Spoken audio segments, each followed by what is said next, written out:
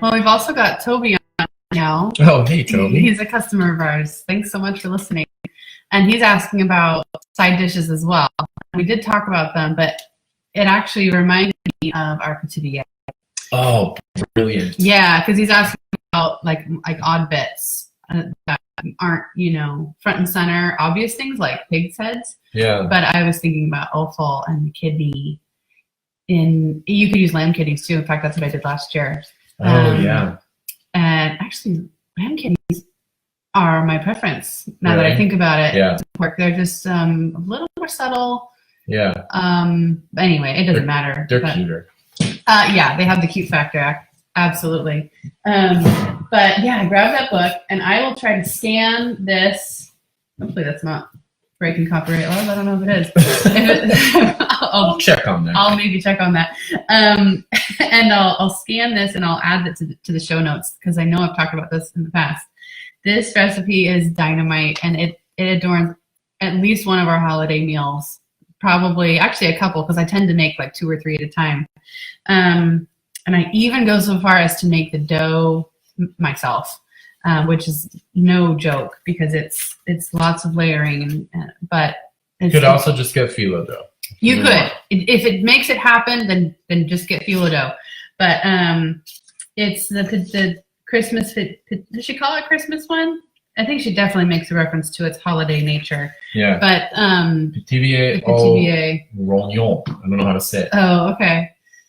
But Jane Grigson has it in her charcuterie and French pork cookery, and I highly recommend making one of these happen for one of your holiday meals. So what is it exactly? Well, it's definitely dessert, but it's hearty. It's a hearty dessert.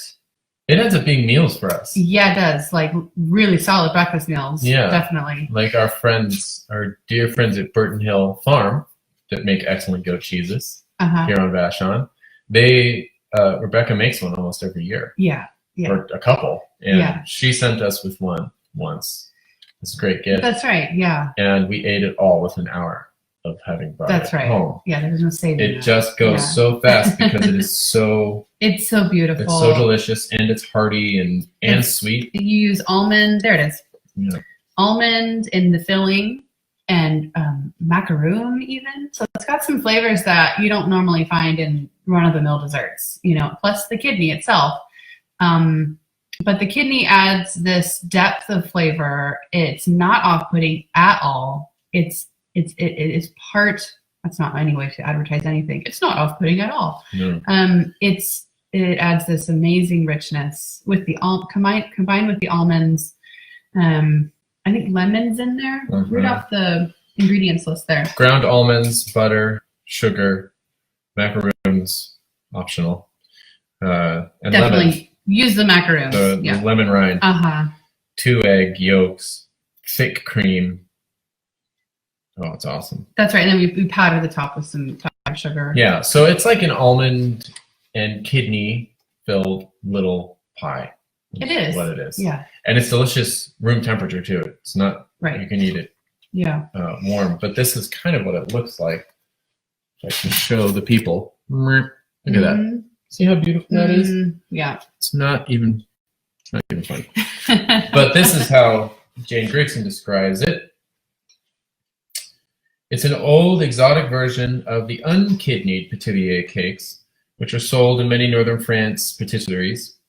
Nobody will be able to guess what gives the delicious almond filling its interesting nutty texture. Yeah. Serve it warm with single cream as a pudding in the traditional French Sunday lunch way. She adapted this recipe. She says you can, of course, leave out the kidney.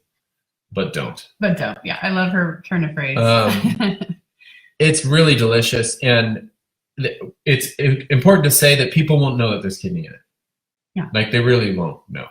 It is this, I mean, maybe I shouldn't say that because I love the flavor of kidneys, but I don't really. It does just contribute this subtle, nutty savoriness, and it's really subtle, and it only magnifies the sweetness of the almond. Like, it's one of those unique, beautiful achievements of the harmony of flavors where the result is more than the sum of the parts. Like you can't, what is, it's like, oh, it's almond, or oh, there's cream, or oh, there's, no, you can't tell. They all marry to create something that is greater than themselves.